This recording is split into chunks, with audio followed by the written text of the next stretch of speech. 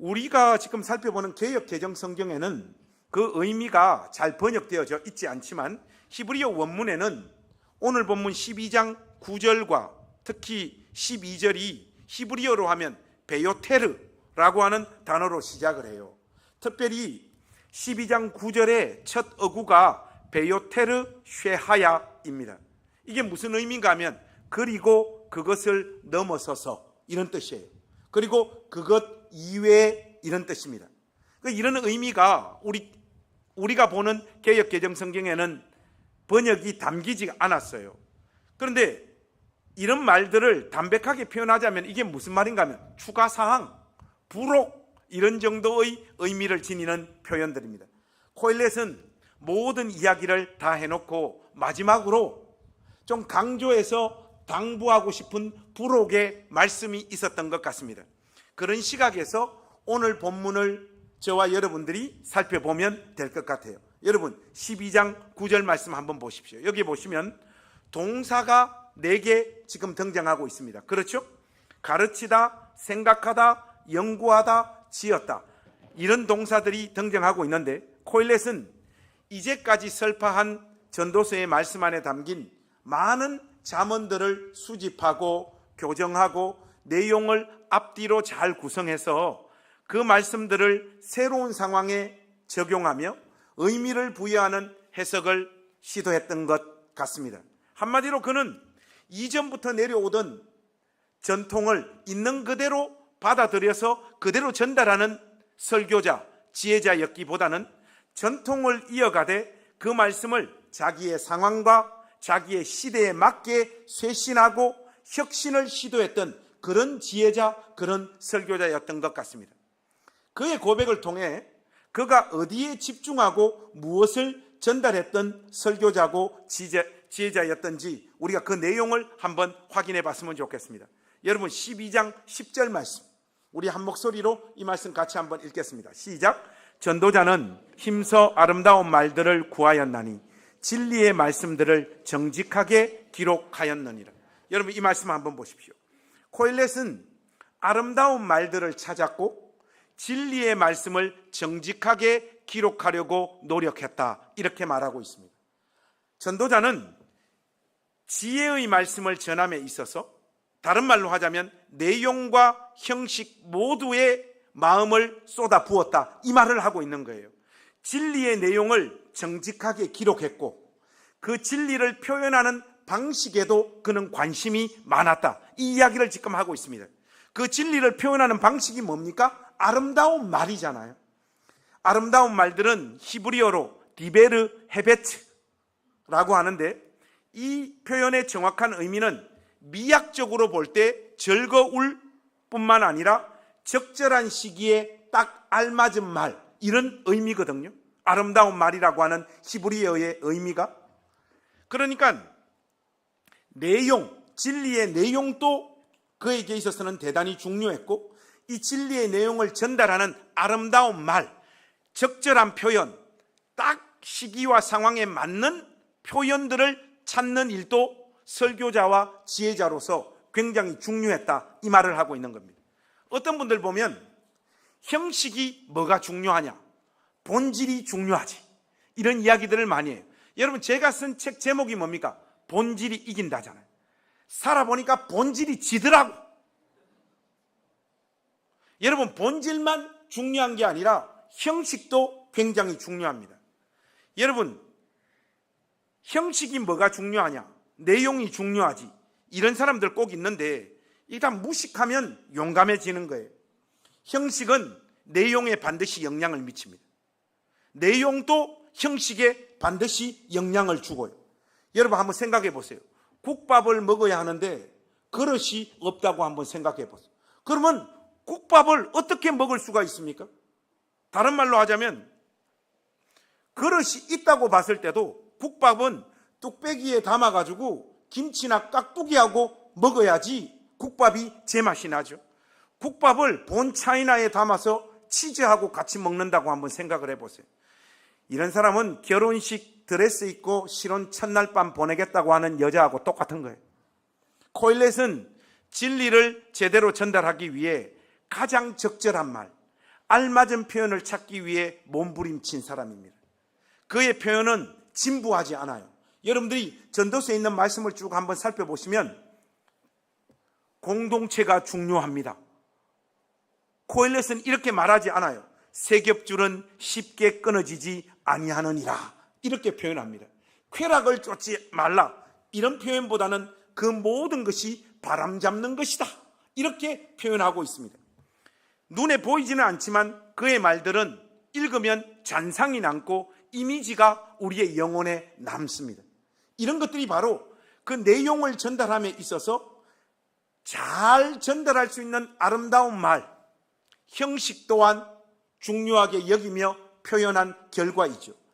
여러분, 이런 자세가 진리를 전달하는 지혜자, 설교자의 태도가 되어야 됩니다. 2차 대각성 운동을 주도했던 조나단 에드워드가 그런 말을 했어요. 여러분, 나는 청중이 오직 진리의 영향만 받는다면 최대한 그들의 감정을 고양하는 것이 내 의무라고 생각한다, 이 표현을 했거든요. 쉽게 말해서 하나님의 말씀이 신자들의 심령을 터치하기만 한다면 자기는 어떤 방법, 어떤 수단도 다 동원하겠다, 이 말이지 않습니까? 여러분, 저 역시 마찬가지입니다. 성도들을 하나님 말씀에 집중시킬 수만 있다라면 저는 독서, 경험, 삶에서 배운 통찰, 심지어 욕까지 동원합니다. 독서와 경험과 욕은 항상 있을 것인데 그 중에 제일은 욕이라. 관성복음 1장 1절입니다. 몇 해 전에 돌아가신 개혁주의 신학자인 R.C. 스프라울은 더 멋있는 말을 했어요. 청중을 지루하게 한다면 그것은 죄입니다. 설교자에게 청중을 지루하게 만들면 그것은 죄라고 개혁주의 신학자인 R.C. 스프라울이 이야기했어요. 여러분, 이 진술은 설교의 엔터테인먼트적인 요소를 가미시켜야 된다는 말이 결코 아니에요. 성실한 준비와 설교의 열정에 사로잡힌 설교자는 청중들의 시선을 집중시킬 수 있어야 되고 복음의 영광으로 그들을 인도할 수 있어야 돼요. 설교 한편으로 그들의 영혼을 압도할 수 있는 표현을 찾아야 된다, 이 말입니다.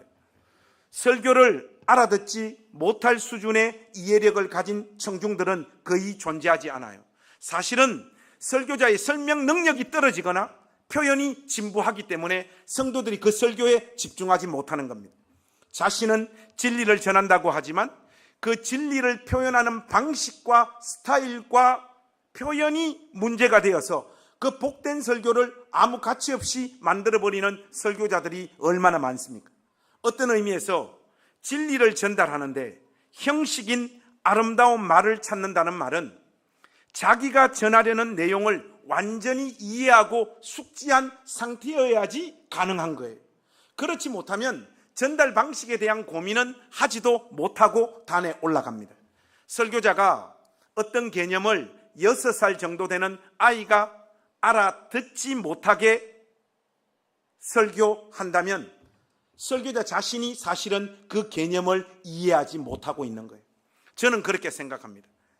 바꾸어 말하면 단순하게 설명하되 왜곡되게 표현하지 않으려면 말하는 바를 자기가 전달하려고 하는 그 설교를 완벽하게 이해하고 있어야 됩니다. 아름다운 말들에 대한 신중한 검토, 능숙한 배열, 적절한 표현을 찾아서 표현하는 것도 설교자의 소명 가운데 중요한 일이에요. 코엘렛이 이 작업에 자기의 전생애를 들였다라고 지금 고백하고 있는 것입니다. 그런데 여러분, 이렇게 진리의 말씀을 전한 결과가 어디에 기록되어져 있습니까? 11절에 기록되어 있습니다. 여러분들 우리 11절 말씀 한번 같이 읽어봅시다. 시작. 지혜자의 말씀들은 찌르는 채찍들 같고 회중의 스승들의 말씀들은 잘 박힌 목 같으니 다 한 목자가 주신 바이니라. 여러분, 여기서 말하는 찌르는 채찍은 목동들이 짐승들을 몰 때 사용하는 날카로운 못이 달린 긴 지팡이를 말하는 거예요. 그러니까 지혜자의 말씀들은 그 말씀을 듣는 사람들의 마음에 이런저런 자극과 아픔을 준다는 말이에요. 구약신학자 발트 침멀리가 전도서를 가시 박힌 책, 이렇게 불렀어요. 딱 적절한 별명인 것 같습니다.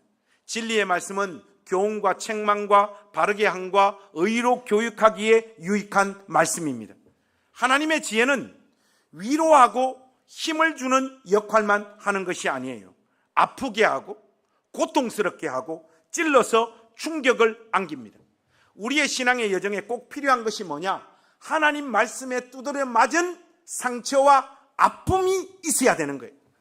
여러분, 우리 시대의 신자들의 신앙의 경향은 너무나 위로 중심이에요. 제가 주일날 이렇게 설교하고 나면 목사님 위로받았어요? 울었어요? 감동받았어요? 이런 식의 댓글들과 이런 식의 피드백들이 많습니다. 이거는 저의 설교가 어떤 위험하다라고 하는 음성을 하나님께서 저에게 들려주시는 거라고 저는 생각을 해요. 사실은 뜨끔뜨끔하고 무서워야 됩니다. 그런 요소들도 설교 안에는 분명히 담겨져 있어야 됩니다. 위로, 감동, 눈물만으로는 믿음이 절대로 성장하지 않습니다, 여러분. 하나님 말씀을 통해 자신의 비참한 실상에 대해서 시시때때로 우리는 고발당해야 돼요. 솔직합시다, 여러분. 여러분이나 저나 그렇게 온전하고 멀쩡한 인간들 아니지 않습니까? 혼이 나고 지적받아야 될 삶의 영역들을 지금도 많이 가지고 있는 존재가 저와 여러분이잖아요. 진정한 암과 깨달음은 그냥 누구의 손에 주어지지 않아요. 심령의 충격을 받고 상처를 입고 아파야지 뭔가를 배우고 통찰이 우리를 찾아오더라고요. 문제는 여러분, 자아를 무조건 긍정하도록 배운 우리 시대의 청중들이 누군가로부터 책망을 듣는다든지 혼이 나는 것을 극도로 싫어한다는 거예요. 그것이 하나님 말씀이어도 심지어 하나님이라도 나를 위로하시고 안아주시는 존재로 내 곁에 계셔야지, 혼내시거나 간섭하시거나 책망하신다면 그런 하나님은 언제든지 갈아치울 테다. 그런 마음으로 교회를 다니는 사람들이 의외로 많습니다.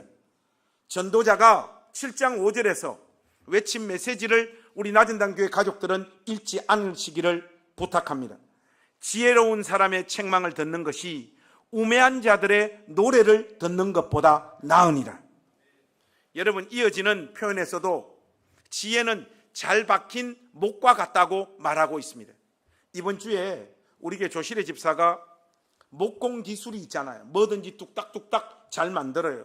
조실의 집사가 집에서 작업을 하다가 왜 카타로 못을 박잖아요. 잘못해서 손에다가 그걸 쏴가지고 못이 손가락을 뚫고 박혀버렸어요. 이게 얼마나 많이 아팠을까요? 지혜의 말씀은 우리 몸에 깊은 충격과 아픔을 안깁니다. 이번 주에 조실의 집사에게 왜 그런 일이 있냐? 목사님 설교 재료로 드려지기 위해서 그런 삶이 있었는데, 자기는 뭐 이렇게 관통했다는데 손 보니까 옆에 살짝 이렇게 통과한 거야. 그래서 목사님 그 못을 손에서 빼는데 너무 아프더라고 그러더라고. 여러분, 그런 데 있잖아요. 그 아픔과 고통이 잘 박힌 못이 되어서 우리를 하나님과 단단히 결속시킵니다. 잘 박힌 말씀은 어떤 유혹과 공격에도 신자를 흔들지 못하도록 막아줍니다. 여러분, 왜 우리가 어디 놀러 갔을 때 텐트 치잖아요. 바람이 강하게 불면 말뚝을 제대로 안 박은 텐트는 그냥 휘청휘청하고 날아갑니다. 관건은 말뚝을 얼마나 제대로 박았느냐. 지혜는 잘 박힌 목과 같다고 말하고 있습니다. 그 어떤 악한 바람에도 우리를 하나님 품에 머물게 만드는 것이 잘 박힌 못, 지혜의 말씀입니다. 시편 기자가 악인은 바람에 나는 겨와 같다라고 말하고 있지 않습니까? 그들은 자기를 단단하게 붙잡아 주거나 고정시켜줄 삶의 근거나 토대가 없는 거예요. 그래서 그때 그냥 사는 겁니다. 삶에 어떤 원칙이 없는 거예요. 그러다 보니까 삶의 행보가 그냥 갈짓자 행보가 되어지는 겁니다. 그 정도가 아니라 방향도 없이 막 날아다닙니다. 한번 생각해 보십시오. 세상의 모든 것은 잠시 있다가 다 날아가고 썩어지고 없어집니다. 시간을 견뎌내는 것이 뭐가 있습니까, 여러분? 돈도 명예도 권력도 다 사라지고 맙니다. 오직 지혜의 말씀만 영원합니다. 제가 여러분에게 꼭 소개하고 싶은 하나님 말씀이 있습니다. 설교자는 설교를 준비하다가 문득 이런 말씀이 떠올라야 돼요. 평상시에 무지막지하게 읽어놔야지 이런 말씀이 떠오르지, 그냥 이런 말씀이 찾아오는 건 아닙니다. 역대상 17장 23절에서 4절 말씀, 여러분들 우리 공동체가 전체 이 말씀 한번 찾아봤으면 좋겠습니다. 역대상 17장 23절 24절 말씀. 이 설교 준비하다가 문득 이 말씀이 탁 찾아오더라고요. 역대상 17장 23절 24절. 평상시에 잘 안 읽는 책이라 어디에 나오는지를 지금 몰라 당황하는 분들이 꽤 계시는 것 같은데, 23절 24절 우리 한번 같이 읽겠습니다. 시작. 여호와여, 이제 주의 종과 그의 집에 대하여 말씀하신 것을 영원히 경고하게 하시며 말씀하신 대로 행하사 경고하게 하시고 사람에게 영원히 주의 이름을 높여 이르기를 만군의 여호와는 이스라엘의 하나님 곧 이스라엘에게 하나님이시라 하게 하시며 주의 종 다윗의 왕조가 주 앞에서 경고히 서게 하옵소서. 여러분 여기 말씀 보시면 경고하게 해달라는 간청이 3번이나 반복되어지고 있습니다. 지혜의 말씀만이 우리 인생의 견고한 못이 되어서 우리의 삶을 경고케 하는 줄로 믿습니다. 그 말씀의 못으로 고정된 인생은 요동하거나 흔들리지 않아요. 때로는 우리 영혼이 그 말씀을 통해 찔리고 뚫리고 아플지 모르지만 그 말씀 자체의 능력이 우리를 붙잡고 계시기 때문에 우리의 삶은 흔들리지 않습니다. 그런데 이 모든 말씀을 누가 주었다라고 코엘렛은 이야기하고 있습니까? 한 목자가 주었다고 말하고 있습니다. 학자들이 여기서 말하는 이 한 목자가 누구냐, 이거 가지고 굉장히 많은 논의들을 하고 있어요. 어떤 의미에서 보면 참 학자들은 참 별로 중요하지 않는 너무나 분명한 내용들을 가지고 다투는 것 같습니다. 성경은 지혜와 명철을 주시는 분이 누구인지 우리에게 분명하게 말씀하고 있습니다. 잠언 2장 6절에서 8절 말씀해 보시면 대저 여호와는 지혜를 주시며 지식과 명철을 그 입에서 내심이며 그는 정직한 자를 위하여 완전한 지혜를 예비하시며 행실이 온전한 자에게 방패가 되시나니 대저 그는 정의의 길을 보호하시며 그의 성도의 길을 보존하려 하심이니라. 여러분 학창시절에 저처럼 공부 좀 못한 사람들, 좋은 대학 못 간 사람들, 여러분 언제까지 그 열등감에 사로잡혀서 사시겠습니까? 여호와는 지혜를 주시며 지식과 명철을 그 입에서 내어주시는 분이에요. 그런 세월들, 그런 시간들이 우리 인생 가운데 있다고 하더라도 그게 여러분의 삶을 계속해서 지배하고 여러분을 아프게 하면 안 되는 거예요. 하나님을 경외하고 사는 길에 하나님께서 지혜와 지식의 모든 보화를 우리 인생 가운데 쏟아주십니다. 이 말씀보다 더 명확한 증거가 어디 있습니까? 코엘렛이 이 모든 말씀이 한 목자이신 하나님으로부터 왔다고 이야기를 하는데 왜 마지막에 와서 자기가 한 말을 한 목자로부터 왔다고 코엘렛이 강조하고 있을까요? 이유는 하나입니다. 내가 너희들에게 이야기한 이 전도서의 모든 말씀은 신적 권위를 가지는 말씀이다. 그 사실을 코엘렛이 지금 강조하고 있는 겁니다.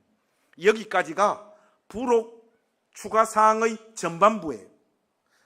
후반부가 있는데 12절부터 부록 추가사항의 후반부가 여러분 시작되어집니다. 왜냐하면 12절의 시작도 어떻게 시작되는가 하면 베요테르 메헴마 이 표현으로 시작되고 있기 때문에 그렇습니다. 이 표현 역시 그러나 그 모든 것 외에 이런 뜻입니다. 12절 말씀은 공부하고 연구하고 책을 만드는 것이 몸을 피곤하게 한다 이렇게 말하고 있습니다. 여러분 이 말씀을 가만히 들여다보시면 코엘렛이 지금 이 말을 하고 있는 말의 요지를 우리가 알 수 있는데 그 말의 요지는 전도서 이외의 또 다른 교과서를 만들거나 집필할 필요가 없다 이 말이에요. 코엘렛은 굉장히 지금 자신감을 가지고 이야기하는 거예요. 내가 너희들에게 이야기한 이 책 안에 한 인간이 하나님 앞에서 어떻게 살아야 되며 하나님을 어떻게 경외하며 지혜롭게 살아야 되는지 그 내용이 다 들어가 있다. 이 내용 이외에 다른 것들을 보태고 추가하는 거 너희들 몸만 피곤하게 할 뿐이라. 내가 내 전생애를 거쳐 모든 지혜자들의 말씀을 다 수집하고 연구하고 생각하고 편집해서 이 책을 만들었다. 이 자신감을 지금 피력하고 있는 겁니다. 그러면서 그는 마지막 한마디를 13절, 14절의 결론의 말씀으로 던지고 있습니다. 여러분들 우리 13절, 14절 우리 같이 한번 한 목소리로 읽어보겠습니다. 시작. 일의 결국을 다 들었으니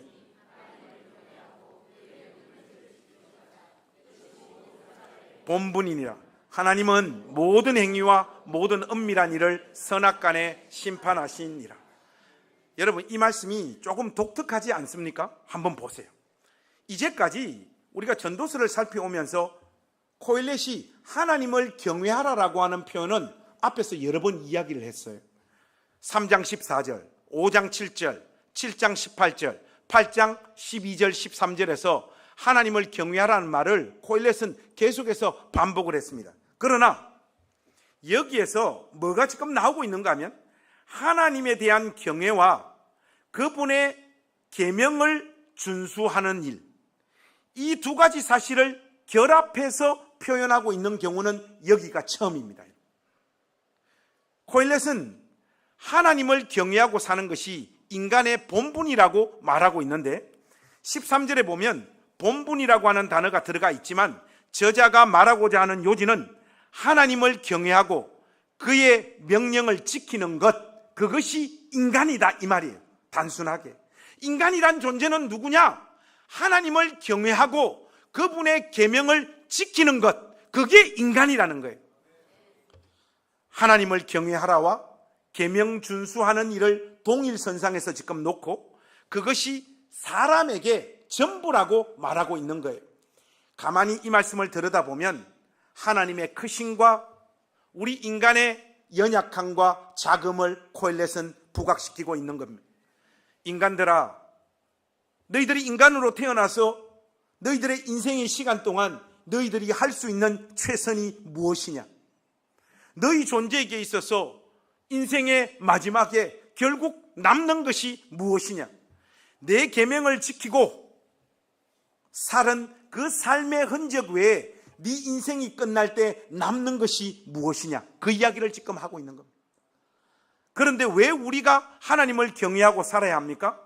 전도서를 강의하면서 수도 없이 여러분들에게 확인시켜 드렸듯이 우리 인간들은 아는 것이 별로 없어요. 그리고 할 수 있는 것이 지극히 제한적인 존재들입니다. 하나님의 일, 오늘과 미래에 무슨 일이 벌어질지 저와 여러분은 모릅니다. 하나님께서 펼쳐가시는 세계 경영에 우리는 무언가를 보탤 수도 없고 뺄 수도 없는 존재들입니다. 시종일관 청량할 수 없는 하나님의 일 앞에서 우리는 우리의 연약함을 인정할 수밖에 없고 우리의 인생의 한계와 본질을 그렇게 깨닫습니다. 거기에서 터져나오는 정서와 감정이 무엇입니까? 하나님을 향한 경외인 거예요. 이것은 어떤 대상을 향한 두려움과 공포를 말하는 게 아니에요. 자신의 한계 상황을 절절히 깨달은 어떤 존재가 자원하는 마음으로 다른 대상을 향하여 가지는 공경의 태도가 경외입니다. 지혜와 지식의 모든 보화가 하나님 그분에게 있으며 세상 만사 모든 일의 시작과 끝이 그분의 손 안에서 이루어진다는 믿음과 확신을 가지기 시작할 때 하나님을 향한 경외의 마음이 그 인생의 심장 안에서 터져나오는 거예요. 바로 이 지점에 와서야 우리가 뭘 확인할 수 있는가 하면 완전 다른 스타일로 신앙과 인간을 논하고 인생과 하나님을 이야기했던 잠언 저자와 전도서 코엘렛이 서로 일치점을 찾게 돼요. 그게 뭡니까? 여호와를 경외하는 것이 지혜의 근본이요 거룩하신 자를 아는 것이 명철이니라. 이 지점에 와서 이게 탁 만나는데 그 유튜브에 보시면 저하고 제 친한 친구 최병락 목사하고 목회자들 위해서 대담한 내용이 있어요. 그 내용을 보고 우리 후배들이 또 다 이야기하기를 어쩌면 둘이가 이렇게 다르냐는 거예요. 목회에 대해서 바라보는 시각이 어쩌면, 저는 이제 저 친구지만 저는 저 친구를 진심으로 좋아하고 존경해요. 우리 친구는 성품도 좋고 열정도 있고 무엇보다 하나님 앞에 진심을 드리는 자들에게 하나님께서 복 주시며 은혜 주신다는 사실들을 분명하게 믿고 설득력 있게 그 메시지를 전하는 설교자예요. 그래서 그는 하나님 앞에 귀하게 쓰임받고 있습니다. 저는 조금 다른 유형의 설교자입니다. 열심히 믿어도 복 잘 안 주던데, 이게 이제 저의 입장입니다. 네가 강남에 살아서 그런 사람들 많이 보는 것 같은데, 하나님을 아무리 진심으로 믿고 섬겨도 한평생 눈물 흘리고 한숨 쉬고 사는 사람들도 많잖아. 나는 때려 죽으면 죽었지, 그 사람들의 신앙에 문제가 있어서 그 사람들이 그런 현실을 만난다고 생각하지 않아. 제가 또 이렇게 반론을 하면 나도 그걸 인정하지 이러면서 항상 툭탁 해요. 침례신학대학에서 40대 목회자 중에 대학 부흥회를 인도한 목회자가 우리 2명이래요. 제가 설교를 하고 내려왔더니 성교학 교수님이 두 사람 제일 친한 친구 맞냐고 저한테 물어요. 맞다고 하니까.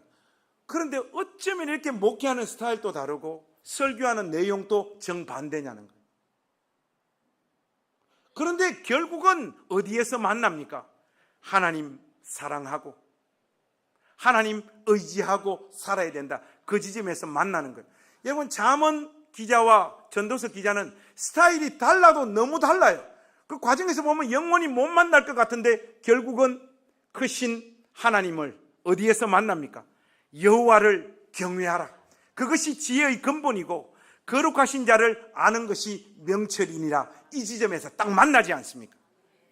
그런데 하나님을 경외함은 다른 어떤 것이 아니에요, 여러분. 그걸 추상적이고 두루뭉술한 어떤 내용으로 여러분들 머릿속에 담아두고 있으면 안 됩니다. 하나님의 자녀가 아버지 하나님의 법에 겸손하고 신중하게 자기를 낮추며 그 말씀대로 살려고 몸부림치는 것, 그것이 하나님을 경외하는 겁니다. 그리고 저와 여러분의 삶의 마지막 순간에 이것만 남아요. 하나님을 생각하며 하나님 앞에서 하나님 말씀대로 살려고 몸부림쳤고 또 몸부림치면서 맺었던 삶의 결과만을 가지고 우리는 영원한 심판대 앞에 서게 된다, 이 말이에요. 자크 엘룰이라고 하는 유명한 신학자가 존재의 이유라고 하는 책에서 이런 문장을 구사하더라고요. 인간을 존재하게 하는 것은, 인간에게 진리와 실제를 부여하는 것은, 돌연히 인간을 창조하는 것은 인간과 하나님과의 관계다. 그것이 인간의 전부다. 인간에게서 헛된 것이 다 떠나고 나면 다른 아무것도 남아있지 않게 된다. 여러분, 정말로 그렇습니다. 여러분 인생의 마지막 끝자락에 하나님 말씀대로 살려고 몸부림친 그 추억들, 말씀대로 살아서 여러분 영혼에 새겨진 하나님에 대한 지식, 은혜, 이런 것들만 마지막에 남아요, 여러분. 그거 가지고 우리는 하나님 존전 앞에 들어가는 거예요. 이것이 지금 전도자의 결론의 메시지입니다. 사랑하는 우리 낮은단교회 가족 여러분, 그동안 전도서 설교 듣는다고 고생 많으셨습니다.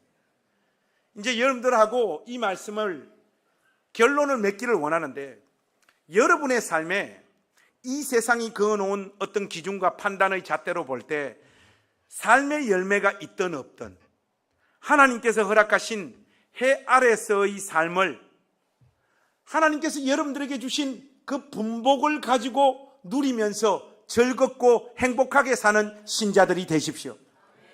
사실 그런데 말이죠, 저도 이 세상을 한 50년 넘게 이렇게 살아보니까 뭐 좀 잘 되고 열매가 좀 있으려면 타고나야 되는 게 좀 있어요, 솔직히. 돈 못 버는 사람은 계속 돈 못 벌어요. 공부 못하는 사람은 공부해도 잘 안 돼요. 그런데 어떤 분들은 슥 한 번만 보면 다 들어와요. 최근에 보니까 우리 교회 상당히 우려스러운 게 공부를 잘하는 분들이 요즘 등록을 많이 하고 계세요. 그런 게 다 재주입니다. 재주. 그런 것 때문에 그런 것들이 여러분들에게 없다고 자기 자신을 타박하고 한하고 무엇보다 하나님 앞에서 제발 여러분들이 그만 울었으면 좋겠어요. 신앙의 이름으로 여러분 삶에 허락되어지지 않은 것, 없는 것들을 가지고 기도를 통하여 신앙의 이름으로 해결하는 것이 기독교 신앙이 아닙니다, 여러분. 목사님, 짜증나 죽겠는데 그럼 나는 어떻게 살아야 돼요? 간단합니다. 우리 옆에 두신 그 사람들을 누리는 신자가 되십시오. 저는 이 나이가 되다 보니까 진심으로 그 사람들의 그런 삶의 성취와 열매들이 너무 보기 좋고 누리게 돼요. 와, 집사님 학창시절에 어쩌면 그렇게 공부 잘하셨어요? 진짜 집사님 머리는 타고나신 것 같아요. 제가 이렇게 이야기하면 아닙니다, 이래야 되는데 또 어떤 분은 맞아요, 목사님 한 번만 보면 다 이해가 되더라고요. 그럴 때는 솔직히 목 한번 쪼르고 싶기도 하지만은 대체적으로는 그런 분들은 안 계시고 아이고 목사님 이러시더라고요. 우리 옆에 허락하신 그 사람들을 진심으로 누려보십시오. 마음에 진짜 기쁨이 찾아와요. 그 사람 위해서 더 기도하게 되고요. 참 점점 제가 성인의 반열에 서고 있는 것 같아요. 또 보면 성품이 좋은 분들 있잖아요, 교회 안에. 그분들을 보면 주님의 사랑이 더 깊이 느껴지지 않습니까, 여러분? 막 그런 분들 보면 막 눈물 나려고 하고, 그런 존재들이 내 옆에서 나랑 같이 한 가족 되어서 주님의 몸된 교회에 같이 있다는 것이 너무나 감사해요. 누리세요, 여러분, 그 사람들을. 저는 앞에 나와서 찬양하고 노래하는 분들 있잖아요. 저의 개인적인 어떤 성향으로 보면 그들을 이해할 수가 없어요. 이상해 보여요. 저 짓을 어떻게 천진난만하게 저렇게 잘할까? 그리고 또 이거 노래 그냥 하시면 되는데 생글생글 웃으면서. 그리고 어떤 분들은 뭐 이렇게 한 번씩 이렇게 뭐 약간 뭐 이렇게 주임새도 넣는데 이거는 우리 집안의 잣대로 보자면 도라이들입니다. 저는 죽으면 죽었지 앞에서 노래도 못하지만 뭐 몸을 흔든다든지 뭐 이렇게 한다든지. 오늘 또 이렇게 찬양할 때 보니까 한 분이 손을 들고 찬양하더라고, 우리 교회. 그분이 누구실까? 제가 직접 앞에 와서 얼굴을 확인했잖아요. 그리고 제 마음에서 지웠습니다. 앞에서 저는 누가 율동을 시키면 정말 미쳐버릴 것 같아요. 언젠가도 여러분들에게 한번 말씀드리기에 앞에 목사님 사모님 불러내가 손 뻗어가지고 당신은 사랑받기 위해 태어난 사람 뭐 이런 거 불러주는 거 있잖아요. 그 폭력이에요, 저에게는. 그런데 그분들의 그 수고와 밝음이 저는 언제부터인가 너무나 감사하고, 나 같은 목사가 하는 이런 목회에 하나님께서 저런 사람들 보내주시는 것이 얼마나 감사한지 모르겠어요. 그분들 앞에서 웃으면서 찬양하는 모습을 보니까 하나님 얼굴을 뵙는 것 같고, 하나님께서 저 심령에 얼마나 큰 은혜 부어주셨으면 저렇게 기쁜 마음으로 저렇게 하실까. 나도 좀 저런 사람 되었으면 좋겠다. 나도 빠른 템포의 노래를 신나게 부를 수 있는 사람이 됐으면 좋겠다. 그 저의 기도 제목입니다. 제가 언젠가 한번 모든 사람들 다 물리치고 주일날 찬양 인도하는 날이 왔으면 좋겠어요. 그런 분들 보면서 저 안에 그런 소망들이 자라가는 거예요, 여러분. 그런 사람들 누리면 되잖아요. 내 가운데 그게 없으면. 우리 교회 부자들 왔으면 좋겠어요. 이유는 간단합니다. 그래야 등을 칠 수 있잖아요. 여러분 등을 어떻게 칩니까? 우리 가운데 가진 사람이 있으면 그분을 누리면 되는 거예요. 왜 여러분의 모습과 자꾸 비교하면서 여러분 삶을 하나고, 하나님 왜 나에게는 저런 걸 허락해 주시지 않느냐고 그렇게 징징거리냐 말이죠. 여러분, 그거는 좋은 믿음 아닙니다. 그거요, 달란트예요, 여러분. 그게 없는 사람들에게는 정말이지 돈도 잘 안 붙고 공부를 해도 그저 그래요. 성품도 여러분 어디 쉽게 좋아집니까? 저처럼 타고난 사람들이 더 물어요. 비웃지 마시오. 그게 사실입니다. 목사님, 그런데 저는 하나만 없으면 모르겠는데 돈, 공부, 성품, 삼위일체로 다 없어요. 이런 사람들이 있다 없다? 있다. 그 사람들이 누구다? 니다. 그런데 그래도 그 사람만이 가진 분복이 있습니다. 그것을 누리세요, 여러분. 자기 삶에 허락되지 않은 것을 기도의 이름으로 하나님 앞에 달라고 매달리는 것이 좋은 믿음 아니에요. 자기에게 주신 분복을 제대로 누리는 것이 좋은 믿음입니다. 자기에게 주신 분복을 제대로 누리며 사는 것이 하나님을 경외하는 모습이라고요. 돈이 안 붙고 공부를 못하고 사는 것이 늘 빌빌거리는 인생이 있어요.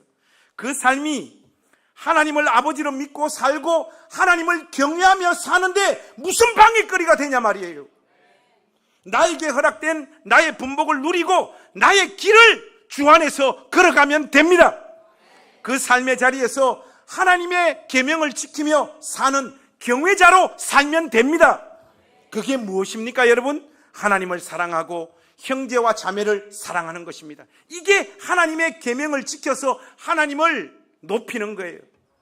여러분, 우리가 가진 거 없다고 나누지 못하는 것 아니더라고요. 여러분들에게 가진 거 없다고 누구에게 나누지 못할 것이 전혀 없는 사람은 없습니다. 찌짐 구워서 나눠 먹으면 되고요. 목욕탕 가서 서로 떼베껴 주면 되고요. 단술 만들어서 나눠 마시면 됩니다. 쿠폰 생기면 손잡고 스타벅스 가면 되잖아요. 누군가를 사랑하고 섬기지 못할 만큼 비참한 인생은 존재하지 않습니다. 하나님의 계명을 지키고 하나님 앞에서 살면서 하나님을 경외하는 삶이 저와 여러분의 본분입니다. 그 삶을 살 때 삶의 조건이 전부 다 나를 외면하더라도 하나님이 주시는 기쁨이 우리 안에 자리 잡고 그 기쁨 누리며 살 수 있습니다, 여러분. 여러분들하고 하나님 말씀 한 구절 열어보고 싶은데 요한복음 15장으로 한번 가보십시다. 요한복음 15장 9절에서 12절 말씀. 요한복음 15장 9절에서 12절 말씀. 자, 여러분, 우리 이 말씀 한 목소리로 한번 다 같이 읽기를 원합니다. 요한복음 15장 9절에서 12절 말씀 한번 같이 읽겠습니다. 시작. 아버지께서 나를 사랑하신 것 같이 나도 너희를 사랑하였으니 나의 사랑 안에 거하라. 내가 아버지의 계명을 지켜 그의 사랑 안에 거하는 것 같이 너희도 내 계명을 지키면 내 사랑 안에 거하리라. 내가 이것을 너희에게 이름은 내 기쁨이 너희 안에 있어 너희 기쁨을 충만하게 하려 함이라. 내 계명은 곧 내가 너희를 사랑한 것 같이 너희도 서로 사랑하라 하는 이것이니라. 여러분, 하나님을 경외하는 것은 코엘렛이 그분의 계명을 지키는 것이라고 분명히 말을 했습니다. 그분의 계명을 지킨다는 말은 삶을 누리고 즐겁게 산다는 뜻이고 그 중심에는 내 인생의 시간과 공간 속에서 만나는 사람들을 주님의 사랑으로 사랑하고 섬기며 산다는 말이에요. 이 사람들 마음에 무엇이 주어진다고요? 하늘로부터 오는 기쁨이 주어집니다. 이렇게 계명을 지켜 하나님을 경외하는 그 삶만이 우리 삶에 기쁨을 안겨요, 여러분. 이것을 맛보는 우리 낮은당 교회 모든 가족들 되시기를 주님의 이름으로 축복합니다. 인간은요, 여러분, 절대로 자기 자신을 만족시키는 것 가지고는 기쁨을 맛볼 수 없습니다. 그것은 스쳐가는 쾌락이에요. 진부한 기쁨에 불과한 거예요. 세상이 줄 수 없는 기쁨은 누군가를 사랑하는 삶 속에만 존재한다는 사실을 여러분 잊지 마십시오. 그리고 저와 여러분의 인생에 그 삶의 흔적만 남아요, 여러분. 그 삶 가지고 저와 여러분은 하나님 앞에 서게 될 겁니다. 코엘렛이 마지막으로 하나님은 모든 행위와 모든 은밀한 일을 선악간에 심판하시리라 이렇게 말씀합니다. 심판이 기다리고 있다고 생각을 하니까 오싹하죠, 여러분. 여러분한테 한번 물어보고 싶어요. 나는 하나님의 심판대 앞에 서는 거 조금도 두렵지 않다. 1번. 솔직히 하나님의 심판대 앞에 서려고 하니까 나는 요즘 애들 하는 말로 솔직히 좀 쫄린다. 2번. 우리 한번 손 한번 마지막으로 1번, 2번으로 시작했으니 인클루지오, 봉투기법, 수미 쌍관으로 마지막도 어떻게? 1번, 2번으로 마무리하겠습니다. 목사님, 저는 하나님 앞에 선다고 생각하니까 여기 코엘렛의 표현대로 하자면 모든 행위와 모든 은밀한 일을 선악간에 심판하신다는데 나 솔직히 좀 겁난다. 여기 2번 해보겠습니다. 1번, 목사님, 저는 겁나지 않습니다. 전혀 하나님 앞에 서는 거 두렵지 않습니다. 손 한번 들어보세요. 이분들은 인생을 포기한 분들. 될 대로 되라 이거예요. 목사님, 저는 솔직히 좀 겁납니다. 손 한번 들어보세요. 이분들은 죄를 많이 짓고 있는 분들. 여러분, 저는 솔직히 좀 겁나요. 겁납니다. 솔직히 어떻게 겁이 안 나요? 저와 여러분의 인생에는 이런저런 더러운 오물들이 꽤 많이 묻어 있기 때문에 그렇습니다. 하나님 앞에 선다는데 그 누가 당당함으로 그 문으로 들어가 영광의 하나님을 아련할 수 있겠습니까? 그런데 말이죠, 하나님 앞에 설 때 우리 마음의 두려움을 지우는 유일한 방법, 길이 있습니다. 저는 오늘 그것을 여러분들에게 말씀드리고 전도서 이 긴 여행을 마무리할까 합니다. 여러분, 요한 1서로 한번 넘어가 보겠습니다. 요한 1서 4장 17절에서 21절 말씀을 전도서의 결론으로 삼기를 원합니다. 요한 1서 4장 17절에서 21절 말씀. 요한 1서 4장 17절에서 21절 말씀. 자, 우리 한 목소리로 이 말씀 쭉 한번 같이 읽겠습니다. 시작. 이로써 사랑이 우리에게 온전히 이루어진 것은 우리로 심판날에 담대함을 가지게 하려 함이니 주께서 그러하신과 같이 우리도 이 세상에서 그러하니라. 사랑 안에 두려움이 없고 온전한 사랑이 두려움을 내쫓나니 두려움에는 형벌이 있습니다. 두려워하는 자는 사랑 안에서 온전히 이루지 못하느니라. 우리가 사랑함은 그가 먼저 우리를 사랑하셨습니다. 누구든지 하나님을 사랑하노라 하고 그 형제를 미워하면 이는 거짓말하는 자니 보는 바 그 형제를 사랑하지 아니하는 자는 보지 못하는 바 하나님을 사랑할 수 없느니라. 우리가 이 계명을 주께 받았나니 하나님을 사랑하는 자는 또한 그 형제를 사랑할지니라.